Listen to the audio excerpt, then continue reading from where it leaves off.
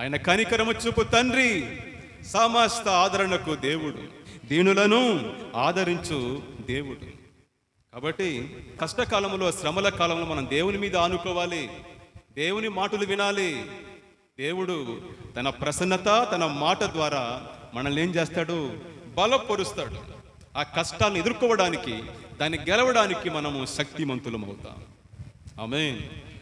రెండవ ఆశీర్వాదం, మనం సందేశం చూసాం. ఇంతవరకు మనము సందేశం చూసాము. ప్రత్యేకంగా ఈ వాక్య భాగంలో శ్రమల వలన వచ్చిన మంచి సందేశాన్ని చూసాం. ఉద్దేశం ఏమిటంటే, మీకు వచ్చే కష్టాలకు ఒక ఉద్దేశం కూడా ఉంది. ఒక భక్తుడు అన్నాడు, troubles not an accident, everything is divine appointment అని అన్నాడు. అనగా మన జీవితంలో కష్టాలు యాదృచ్ఛికంగా రావడం లేదు. ప్రతి కష్టాల వెనుక దేవునికి ఒక ఉద్దేశం ఉంది. దేవుడు మన కష్టాలు ఇచ్చేవాడు కాదు, మనం తెచ్చుకున్నా లేక మనకు వచ్చిన కష్టాలను ఉపయోగించి మనల్ని మరింత బలవంతులుగా, గొప్పవాళ్ళుగా చేస్తాడు ఆయన. మనల్ని సరి చేస్తాడు ఆయన. ఇక్కడ చూడండి, కష్టాలు, శ్రమలు, అది ఏం తెచ్చింది? దేవుని ఆదరణ ఇచ్చింది. ఆ దేవుని ఆదరణ ఇంకొక విషయాన్ని తీసుకుని వచ్చింది. ఏమిటది? చూడండి, 4వ వాక్యము మళ్ళా చదువుదాం. ఆ దేవుడు మమ్మును ఏ ఆదరణతో ఆదరించుచున్నాడో, ఆ ఆదరణతో ఎట్టి శ్రమలలో ఉన్నవారినైనను ఆదరించుటకు శక్తి గలవారమగునట్లు. హల్లెలూయా. దేవుడు మమ్మల్ని ఆదరించాడు మా కష్టాల్లో. ఇప్పుడు మేమేం చేస్తున్నామంటే, మాలాంటి కష్టాలు అనుభవిస్తున్న వారి దగ్గరికి వెళ్ళి దేవుడు మాకిచ్చిన ఆదరణను వారితో పంచుకుంటూ ఉన్నాము. దేవుడు మాకిచ్చిన ఆదరణను వారితో పంచుకుంటున్నాము. మమ్మల్ని ఏ విధంగా అది లేవనెత్తిందో అదే విధంగా వారిని కూడా అది బలపరుస్తూ ఉంది, లేవనెత్తా ఉంది. శ్రమలను వేస్ట్ చెయ్యకు అనే ఒక ఆదేశము ఇక్కడ ఉంది. ప్రియులారా, మనం పొందే ఆదరణను మనకే పరిమితం చేసుకోకూడదు. మనం ఇతరులను ఆదరించడం కోసమే దేవుడు మనల్ని ఆదరిస్తున్నాడు. మనము కష్టాల్లో ఉన్న ఇతరులను ఆదరించడం కోసమే మన కష్టాల్లో దేవుడు మనల్ని ఆదరిస్తూ ఉన్నాడు. మనము దేవుడిచ్చిన ఆదరణను ఇతరులతో పంచుకోవాలి. క్రైస్తవులమైన మనము నీటి గుంటల్లా ఉండకూడదు. క్రైస్తవులమైన మనము నీటి గుంటల్లా ఉండకూడదు, నీటి కాలువలా ఉండాలి. అనగా దేవుని ఆదరణను ఇతరులకు ప్రవహింపజేసే ప్రవాహాలుగా మనం ఉండాలి. మనము నీటి గుంటలుగా ఉండకూడదు. నీటి గుంటలో నీళ్ళు ఏం చేస్తుంది? అలాగే ఉంటే అది చెడిపోతుంది. ఆ నీళ్లు చెడిపోయి, క్రుళ్ళిపోయి, దాంట్లో విష క్రిములంతా చేరి అది విషపూరితమైపోతుంది. అదే నదిలో ప్రవహించే నీళ్లు ఎందరికో సహాయపడుతుంది, ఎందరికో వినియోగం అవుతుంది. వ్యవసాయానికి, జంతువులకు, పశువులకు, మనుషులకు అనేక రకాలుగా ప్రవహించే నీళ్లు ఉపయోగపడుతుంది. నిల్వయుండే నీళ్లు మురికిగా మారిపోతుంది. మనము క్రైస్తవులమైన మనము దేవుడిచ్చిన ఆశీర్వాదాలను, దేవుడిచ్చే ఆదరణను మనమే పెట్టుకుంటే అది చెడిపోతుంది. దాన్ని ఇతరులతో పంచుకుంటే దానివల్ల వారికి, మనకు ప్రయోజనం కలుగుతుంది. హల్లెలూయా. సో దేవుని సహాయంతో మనము ఒక బాధకరమైన పరిస్థితి నుండి బయటపడినప్పుడు అదే సమస్య ఎదుర్కొంటున్న ఇతరులకు సహాయం చేయడానికి మనము ప్రత్యేకంగా అర్హులమవుతాము. సింపుల్గా చెప్పాలంటే, మీ కష్టాల నుండి బయటపడేదానికి దేవుడు మిమ్మల్ని ఎలా ఆదరించాడో అదే విధంగా మీలాంటి కష్టాలు అనుభవిస్తున్న వారికి ఆ ఆదరణ చెప్పి వారిని బలపరచండి. మీ కష్టాలను వేస్ట్ చెయ్యకండి, మీ శ్రమలను వృధాపరచకండి. ఆ కష్టకాలంలో మీరు ఎలా దేవుని ఆదరణ పొందుకున్నారో ఆ ఆదరణను ఇతరులతో పంచుకోండి. దేవుడు మీకు ఇచ్చిన శక్తిని ఇతరులకు కూడా ఇవ్వండి, ఆ శక్తిని పంచుకోండి. అదే దేవుడు మిమ్మల్ని ఆదరించడంలోని ప్రధానమైన ఉద్దేశం. అమెరికాలోని డల్లస్ అనే ప్రాంతంలో ఒక నవ దంపతులకు ఏడాది సంవత్సరమైన వారి యొక్క ఒక్కగానొక్క కూతురు చనిపోయింది. ఒకే ఒక బిడ్డ, 1 సంవత్సరం బిడ్డ చనిపోయింది. ఈ లోకంలో నాకు తెలిసినంత వరకు నరకం అంటే తల్లిదండ్రులు బ్రతికి ఉండగా పిల్లల చావు చూడడమే. తల్లిదండ్రులు బ్రతికి ఉండగా పిల్లలు మరణించడం అనేది నరక యాతన, నరక బాధ. అది చాలా భయంకరంగా ఉంటుంది. ఆ సమాధి కార్యక్రమంతో అయిన తర్వాత ఆ సహోదరి తన కన్నిటిని, తన దుఃఖాన్ని ఆశీర్వాదకరంగా మార్చడానికి ప్రయత్నించింది. ఆమె ఏం చేస్తుందంటే, ప్రతిరోజు వారు ప్రాంతంలో వచ్చే డల్లస్ టైమ్స్ హెరాల్డ్ అనే న్యూస్ పేపర్లో ఆ రోజు ఒక పేజీలో వచ్చి చనిపోయిన వారి యొక్క న్యూస్ అంతా వేస్తారు. ఆ సంతాప సభలు ఇలాంటి కొన్ని న్యూస్ అంతా వేస్తూ ఉంటారు. అందులో చూసి ఎవరైనా చిన్నపిల్లలను కోల్పోయి ఉండుంటే, చిన్నపిల్లలు చనిపోయి ఉండుంటే ఆ అడ్రస్ తీసుకుని వాళ్ళ ఇంటికి వెళ్తుందండి. వెళ్ళి ఎవరు కూడా ఆదరించలేని మాటలతో ఆమె వారికి ధైర్యం చెప్పి ఆదరిస్తుంది. వాళ్ళు ఈమె యొక్క ఆదరణ మాటలతో, ఈమె ఇచ్చిన ఆదరణతో, ఆ ఓదార్పుతో వారు బలము నొంది ఇలా అనేక మందిని ఆమె యేసయ్య దగ్గరకు నడిపించింది. హల్లెలూయా. ఆమె తనకొచ్చిన కష్టముతో కృంగిపోలేదు, తనకొచ్చిన బాధతో ఆమె నలిగిపోలేదు. ఆ కష్టాన్ని, ఆ బాధను ఏం చేసింది? ఆశీర్వాదకరంగా మార్చేసింది. ఆమె తనకొచ్చిన కష్టాన్ని వేస్ట్ చేయలేదు. ఆ కష్టంలో దేవుడిచ్చిన ఆదరణను తీసుకుని వెళ్ళి అనేక మంది, అదేలాంటి కష్టంలో ఉన్నవారిని అనేక మంది ఆదరించి, ఆ దేవుని ఆదరణను పంచి వారి కష్టాల నుండి బయటపడేటట్లు ఆమె చేసింది. అద్భుతమైన పరిచర్య. ఆమె దానినే పరిచర్యగా దేవుని కోసం చేస్తా ఉంది. ఎంత అద్భుతం, ఎంత ఆశ్చర్యం. మన కష్టాలను మనం ఏం చేయకూడదు?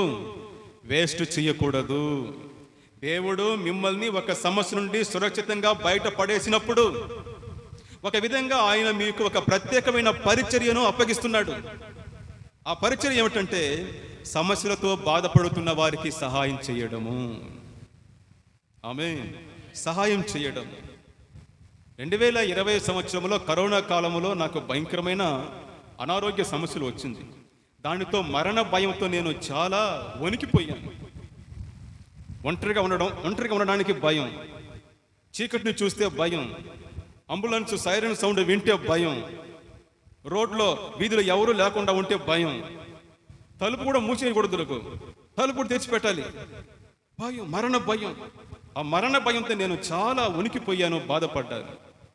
ఒకానొక సందర్భంలో నా లాంటి వాడు ఇంకా పరిచర్యకు పనికిరాడు అనుకున్నాను. ఇంత భయపడుతున్న నేను, ఇన్ని రోజులు నేను భయపడకండి నేను బోధించిన నేనే ఇప్పుడు మరణ భయంతో వణికిపోతున్నానంటే నేను ఇంకా పరిచర్య చేయడానికి అర్హుడిని కానునేసి నన్ను నేను అనుకొని ఇంకా ఇంటికి వెళ్ళిపోదాం అనుకున్నాను. అప్పుడు మా అక్క చెప్పింది, రే, ఈ కష్టాలన్నీ రాబోయే పరిచర్యకు నీకు ఉపయోగపడుతుందిరా అన్నది. హల్లెలూయా. ఈ కష్టాలన్నీ రాబోయే కాలంలో నీ పరిచర్యకు ఉపయోగపడుతుంది. ప్రతి కష్టాల వెనుక ఒక మంచి ఉంది, ఒక ఉద్దేశం ఉంది. అది సత్యం. నేను ఆ కష్టాల నుండి దేవుడు నన్ను తన మాటలతో, తన ప్రసన్నతలతో ఆదరించి బలపరిచి బయటకు తీసుకుని వచ్చేసాడు. ఆ మరణ భయం నుండి, ఆ గిలి అంటారే, ఆ దిగుల నుండి బయటకు తీసుకుని వచ్చేసాడు. వచ్చేసిన తరువాత అండి, నాలాగనే మరణ భయంతో వణికిపోతున్న 3 బయటకు తీసుకుని వచ్చా. హల్లెలూయా. 3, 2 సహోదరులని, 1 సహోదరిని, వారిని అద్భుతంగా బయటకు తీసుకుని రాగలిగాను. వారికి కూడా ఇదేలాంటి గిలి, మరణ భయం వాళ్ళని పట్టేసింది. వారిని దేవుడు నన్ను ఎలా ఆదరించాడో, ఏ విధంగా అయితే నన్ను బలపరిచాడో ఆ మాటలన్నీ వారికి చెప్పాను. వారు కూడా ఏమయ్యారు? ఆ గిలి నుండి, మరణ భయం నుండి బయటకు వచ్చేసారు. ఎందుకంటే ఆమె చెప్పింది, అయ్యా నేను మా పాస్టర్ దగ్గరికి వెళ్ళాను, మా పెద్ద పాస్టర్ దగ్గరికి వెళ్ళాను. వాళ్ళందరూ ఏం చెప్పారంటే, నువ్వేదో పాపం చేస్తున్నావు, అందుకే నీకు మరణ ఆత్మ పట్టేసి ఉంది. అని నన్ను మరింత భయపెట్టేసినారు. ఈమెకి ఇంకా భయం ఎక్కువైపోయింది. మనం ఏం పాపం చేశాం అనేసి దాని మీద ఆలోచన పడిపోయింది. ఆమె పరిస్థితి మరింత దిగజారిపోయింది. ఇంకా చేసేది ఏమీ లేకుండా ఆమెను మరుసటి రోజు ఒక మంత్రగాడి దగ్గర తీసుకుని వెళ్ళాలనేసి ఆలోచన చేసేశారు. 25 సంవత్సరాల క్రైస్తవురాలు, భక్తిగా బతికిన ఒక సహోదరి. పక్కింట్లో ఒక అబ్బాయి చనిపోయాడు. వాడు చనిపోవడంతో ఆమెకు ఆ మరణ దిగులు పట్టేసింది, ఆ గిలి పట్టేసింది. ఈ పాస్టర్లు వీళ్ళందరూ ఏమంటున్నారంటే, నీకు మరణాత్మ పట్టేసింది, దురాత్మ పట్టేసింది, ఆ అబ్బాయి వచ్చి పట్టుకునేసి ఉన్నాడు, కారణం నువ్వు పాపం చేసావు కాబట్టి అనేసి అనేక రకాలుగా చెప్పి ఆమెను భయపెట్టించేశారు మరింతగా. కాబట్టి నేను వెళ్ళి ఆ రోజు సాయంత్రం వెళ్ళి ఆమె పరిస్థితి నేను పూర్తిగా అర్థం చేసుకున్నాను. ఎందుకంటే అదే బాధను, అదే కష్టాన్ని నేను కూడా అనుభవించాను కాబట్టి ఆమె ఫీలింగ్స్ నాకు తెలుసు. ఆ సమయంలో ఒక వ్యక్తి యొక్క మనోభావాలు ఎలా ఉంటుందనేసి నాకు తెలుసు. కాబట్టి నేను వెళ్ళి ప్రేమతో దేవుని గురించి, ఆయన మహిమ గురించి ఆమెకి అర్ధగంట సేపు ఆమెతో చెప్పాను. అర్ధగంట సేపు తర్వాత ఆమె ముఖంలో ఒక కళ వచ్చేసింది. హల్లెలూయా! ఆ విధంగా ముగ్గురిని బయటకు తీసుకుని వచ్చాను. నా కష్టాల దేవుడు నాకు ఇచ్చిన ఆదరణను నేను ఇతరులతో పంచుకొని వారిని కూడా కష్టాల నుండి బయటకు తీసుకొని వచ్చాను.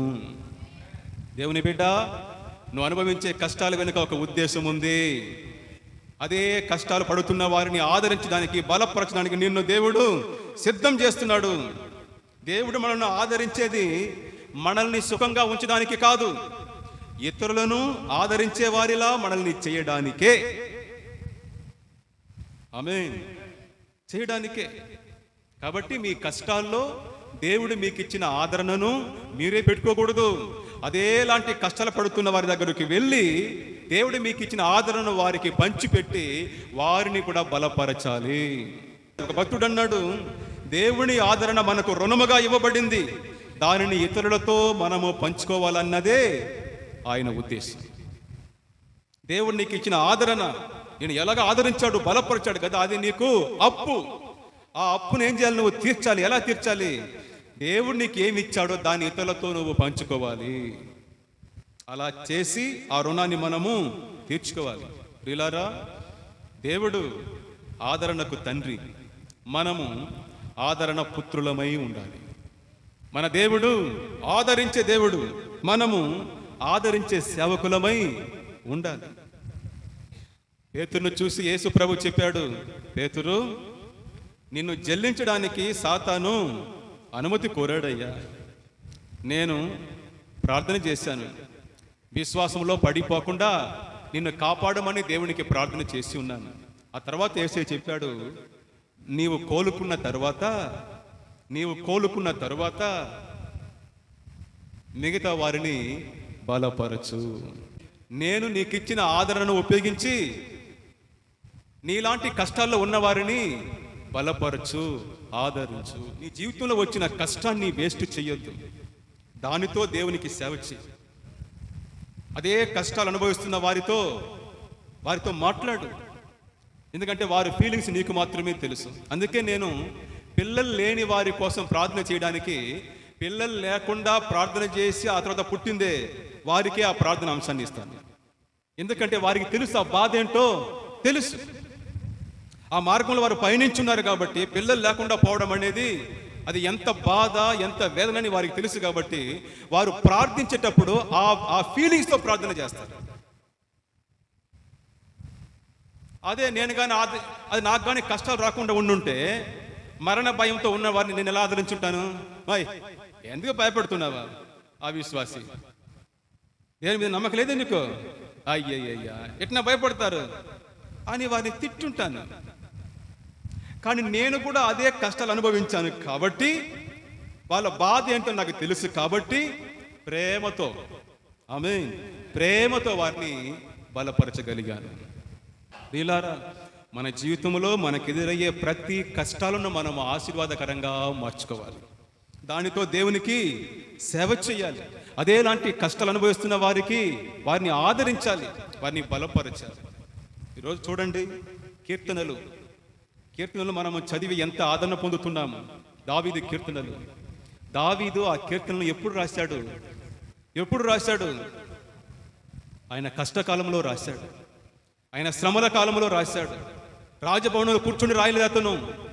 గుహల్లో, అరణ్యములో, కష్టాల నడుమ, శ్రమల గుండా అతడు పయనిస్తున్నప్పుడు దేవుడిచ్చిన ఆదరణను పొందుకున్న తరువాత అతను ప్రతి కీర్తన రాయడం జరిగింది.